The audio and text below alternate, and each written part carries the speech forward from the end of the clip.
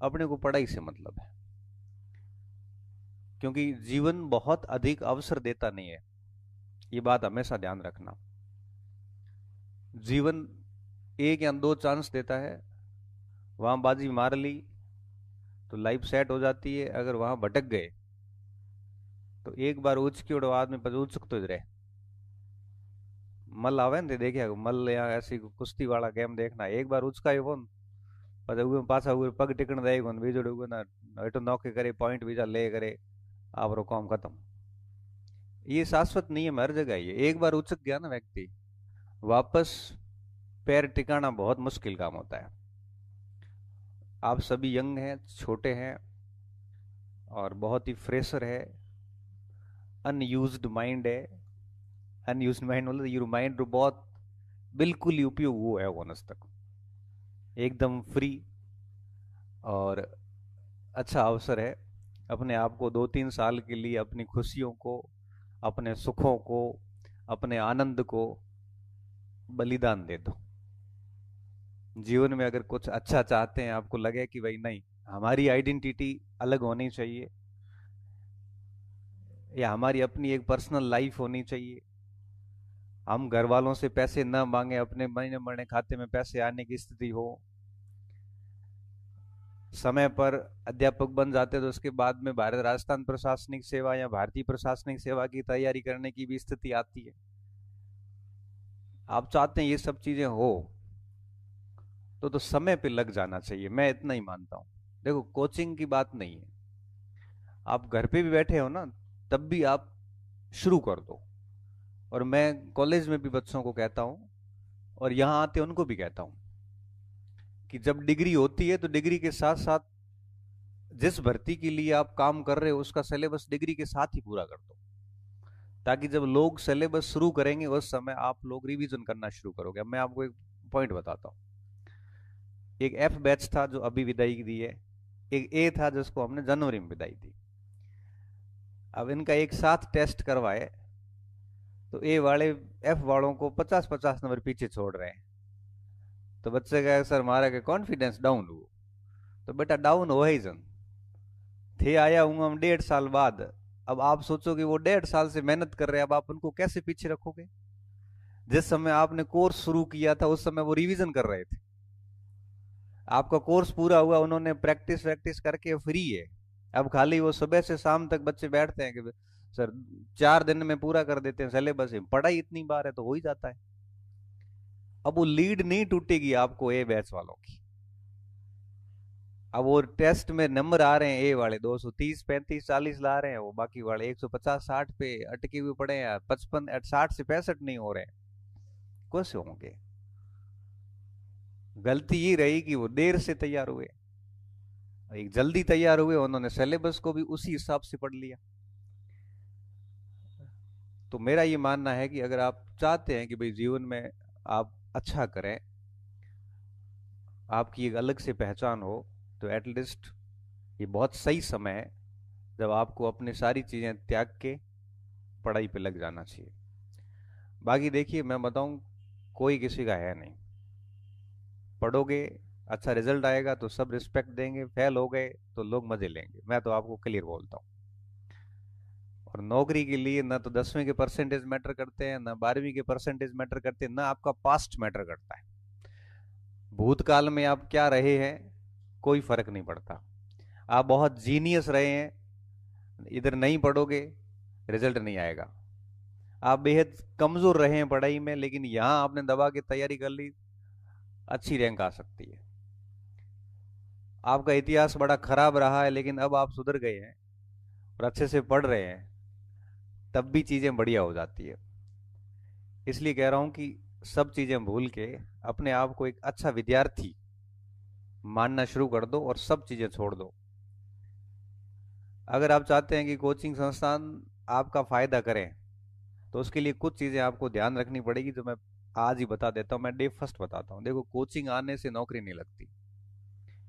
Coaching में हजारों बच्चे आते हैं और लगने वालों की संख्या डबल या डिजिट में होती है। कोचिंग आने भर से सिलेक्शन नहीं होता, किसी भी प्रकार की गलत फहमी में नहीं रहना। सिलेक्शन तभी होगा जब आप कुछ बिंदुओं का ध्यान रखोगे। अब पिछले 15 साल से मैं कोचिंग संस्थान में पढ़ा रहा हूँ, और जो मेरा व्यक्तिगत अनुभव है वो मैं आपके साथ साझा करूंगा। आप इन चीज़ों का ध्यान रख सकते हो तो ये मोटी फीस भर देना, नहीं रख सकते हो तो घर वालों का पैसा बर्बाद करना मत, होना कुछ है नहीं। मैं एज ए शिक्षक बात कर रहा हूँ, थोड़ी देर पहले युवराज जी बोल के गए, वो एज ए बिजनेसमैन बात कर रहे हैं। वो उनका बिजनेस है और वो उनकी बात में भी व्यवसाय है, और मैं आपको एज ए शिक्षक बात कर रहा हूँ कि अगर कुछ बातों का ध्यान रख सको तभी फीस भरना, अदरवाइज मत भरना। मैं फिर से कह रहा हूँ, पहली बात, नियमित आना ही पड़ेगा। आप सोचते हो कि 5 दिन आएंगे, 2 दिन नहीं जाएंगे। कई बार यहाँ पे क्या होता था, हालांकि मेरी कक्षाओं में बहुत डिसिप्लिन रहा है, अनुशासन, तो मैं खुद नाक काटता हूँ हर दिन बच्चों का, इतना डोंचे डोंचे सेट की उड़ा, पूरे बावजूद भी कई लड़के और लड़कियां दोनों, कई बार बैग यहाँ आती है, बैग रख दिया, लड़कों ने भी रख दिया, निकलते हैं, क्लास की लास्ट पीरियड में वापस आके बैग लेके घर जाते हैं। घर वालों को लगता है कि कोचिंग गए हैं, यहां से गए घूमने फिरने मौज करने, कोचिंग को कोई फर्क पड़ा नहीं पड़ा। अल्टीमेटली नुकसान केवल खुद को हुआ है। कृपया करके अगर ऐसा करने वाले हैं तो न आए, हमारा रिजल्ट भी खराब होता है, मूड भी खराब होता है। एक बैच था मेरे, डी बैच, इतने प्यारे बच्चे, इतने इंटेलिजेंट, भगवानी कसम। अब रिजल्ट आएगा मैं आपको बताऊंगा। थोड़ा ठीक रहा ना तो राजस्थान के टॉप 10 में मुझे लगता है डी बैच के 3-4 बच्चे होंगे। सब कुछ ठीक रहा, वो बच्चे अगर परीक्षा हॉल में ठीक करके आए तो मैं आपको बताऊंगा इसी बैच में, क्योंकि आपके बैच चलते चलते ही वो रिजल्ट आएगा। इसी जगह चलता था, इसी तरह भरा हुआ था, उसमें एडमिशन हुए नहीं थे बच्चों के, हमने फिर एडमिशन क्लोज किए थे। क्लोज करके फिर 1 महीने बाद में वापस ई बैच लगा कि उन सारे बच्चों को जो नहीं एडमिशन नहीं दे पाए उनको हमने ई में कन्वर्ट किया था। ये पता है मार्केट को डी और ई का क्या हुआ था। तो डी में वही स्टूडेंट आ पाए जो बहुत अच्छे स्टूडेंट थे, और उन्होंने पहले दिन जो भी था, इतना प्यारा बैच, उसकी अनुपस्थिति मैंने कभी नहीं देखी। लास्ट महीने भी जब क्लासें हो रही थी तो हॉल उस समय भी भरा हुआ था, और अंत में जब बच्चे जा रहे थे, कुछ पोर्शन बचे थे, कोई शिक्षण विद्या वगैरह, तो बच्चों ने पूछ के गए, सर अब हमारे ये पढ़ा हुआ हम नहीं आया। तो मैंने कहा अब नहीं आओ तो कोई बात नहीं। अंत तक वो स्टूडेंट क्लास के अंदर आए, कोई कभी कोई उन्होंने वो ऐसे बंक नहीं मारे कि यहाँ आए चले गए। तो मैं आपसे विनम्र प्रार्थना करता हूं कि डी बैच की भांति अगर आप नियमित रूप से आ सको, कि आज जा रहे हैं और लास्ट अंतिम विदाई तक हम नियमित आएंगे, कभी कोई इमरजेंसी होती अलग इश्यू है, उसके लिए हम ऑनलाइन क्लास देते हैं कि भाई चलो एक दिन आपकी कोई घर पे इमरजेंसी हो गई, आप नहीं आ पाए तो आप ऑनलाइन देख लो। कई बार आप ऑनलाइन को इस सुविधा के रूप में लेते हैं कि ऑनलाइन देख लें। ऑनलाइन कभी क्लासें देखी नहीं जाती, हजार हजार कक्षाएं ऑनलाइन नहीं देखी जाती। ऑनलाइन बच्चे केवल कोर्स खरीदते हैं, देखने वालों की संख्या 1% भी नहीं है। 10, 20, 50 क्लासें देखते हैं, सारी क्लासें नहीं देखी जाती ना लिखी जाती। पहली बात जो बच्चे गलती करते हैं। दूसरी बात, मैं फिर आपसे कह रहा हूं कि ये चीजें कर सको तो ही आप फीस भरना, अन्यथा, क्योंकि सीरियस बच्चे आते हैं ना तो हमें पढ़ाने में अच्छा लगता है, क्योंकि आज अपना आगे 14-15 महीने का साथ चलने वाला है, और 15 महीने साथ चलते हैं इसका मतलब होता है 11वीं और 12वीं 2 कक्षाएं, 2 कक्षाओं में आप अपने 15 महीने वहां गए नहीं होंगे, क्योंकि स्कूल में 183 दिन स्कूल लगता है। 183 और 183 का मतलब होता है 365 दिन, 12 महीने होते हैं 11वीं 12वीं में। 10वीं 11वीं 12वीं 3 कक्षाएं करते हैं, तब जाके 15 महीने का आपका स्कूलिंग होता है। वो अब आगे 3 साल मतलब वो 3 साल स्कूलिंग के बराबर अब साथ रहने वाले हैं। तो हम हमेशा यही चाहते हैं कि हमें बहुत अच्छे बच्चे मिले, जो एटलीस्ट ये है कि मास्टर पढ़ा के आए, दूसरे दिन प्रश्न करें कि सर ये समझ में नहीं आया, सर आपने पाठ पढ़ाया, मैंने प्रैक्टिस की थी, इसमें 3 प्रश्न ऐसे थे जो आपसे पढ़ाए हुए में से नहीं थे, उसका सर थोड़ा बता दो। सर आपने 1882 लिखवाया है, उस किताब में सर 1881 मिल रहा है, अब हमें सर क्या मानना है?